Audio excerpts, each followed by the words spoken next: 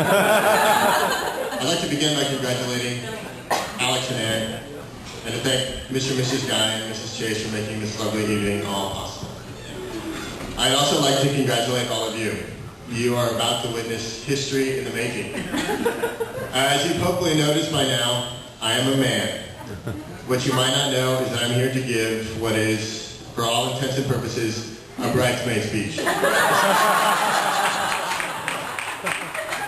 Of course, making history was the last thing on my mind when Ann asked me to give a speech. It made perfect sense. Ann has been one of my best friends ever since we took a number of classes together in grad school, which, much as we might want to deny it, means that we've been friends for a really long time.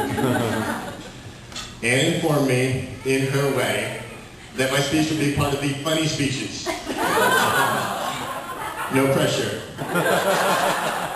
I've given a number of wedding speeches over the years, and false modesty aside, they've been pretty well received. But of course, they are all speeches that I gave for a best man or groomsman. Speeches by a man, for a man.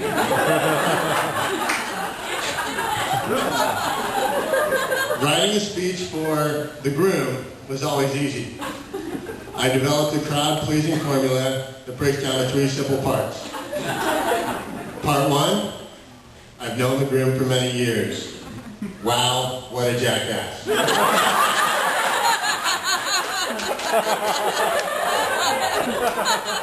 Part 2, but we love him anyway. We're sure glad that insert Bryson here does too. Part 3, seriously though, what a jackass.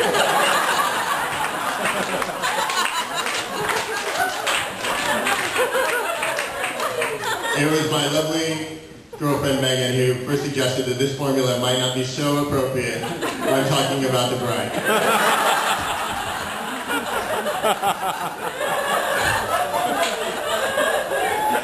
But if I couldn't make fun of the bride, I wasn't sure exactly what I was supposed to talk about.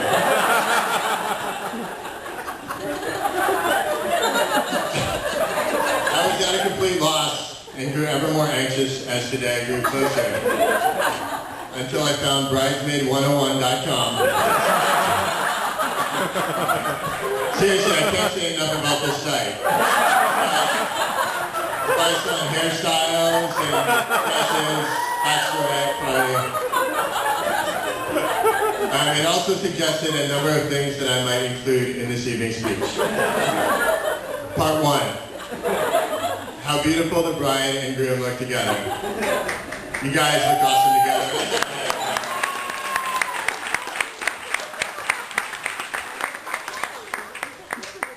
Part 2, the most appropriately embarrassing moment you share with the bride.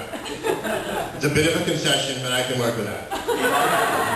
And part 3, talk about a funny habit of the bride that the groom will have to live with. So I came to realize that these bridesmaid speeches are actually comic gold. In all seriousness, Ann is without question the most sophisticated and intellectual of my friends. She is obsessed with learning and self-improvement the way some people are obsessed with heroin.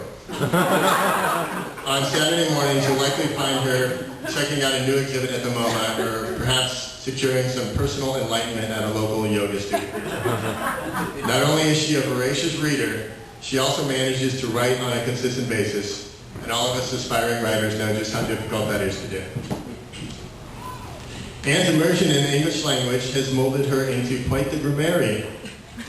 She takes great joy in correcting those of us who occasionally are careless with the English language. And to top it all off, she plays the cello, an instrument that I don't even think you can buy without showing your Mensa card. Now, if you combine all those features with Ann's MIT pedigree, and the fact that she once badgered me and our friend Mike into playing Dungeons & Dragons in our late 20s, it's true. I want to leave that out too, Anthony. You need to bring that to light. You might be led to believe that Ann is some kind of nerd.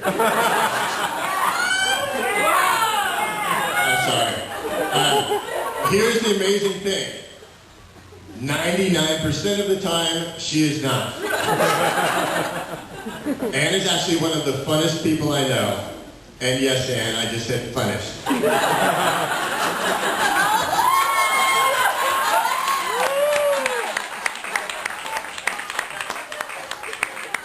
When I look back at my favorite moments over the last 15 years, many of them were inspired by Anne. Whether it was reenacting scenes from our favorite Charlton Heston movies, or singing a go-go song at a karaoke bar in Hawaii.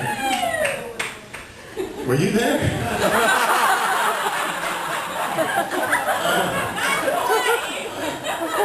Running beta breakers as the Scooby-Doo gang, or breaking into Mike Miller's house and putting his action figures in inappropriate positions. Anne has never lost her sense of play. Anne shares her inspired fun side every year on her birthday when she uses her It's My Party leverage to recruit friends for a variety of pursuits that they would otherwise never consider. Trapeze school, surf camp, paddleboarding, and even a vigorous, wholly age-inappropriate game of tag in Golden Gate Park. Good times. 99% is a pretty good ratio. However, Alex, I am sure that you are already aware of what can happen when Anne's intellectual, nerdy side gets her fun side in a sleeper hole. For those of you who haven't been there for one of those 1% moments, imagine waking up to a sunny day in Rio de Janeiro.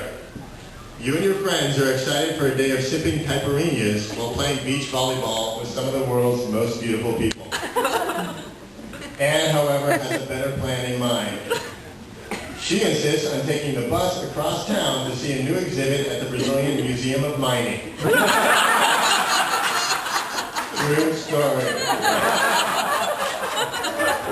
Alex, when Anne gets these crazy ideas in her head, it's your job to talk her down. Go with it. Though Anne's cool nature may occasionally make her behavior unpredictable, there is one standard on which she remains ever consistent. She is one of the most generous people that I know. Those who know her professionally can attest to the dedication that she shows every day in making the world a better place.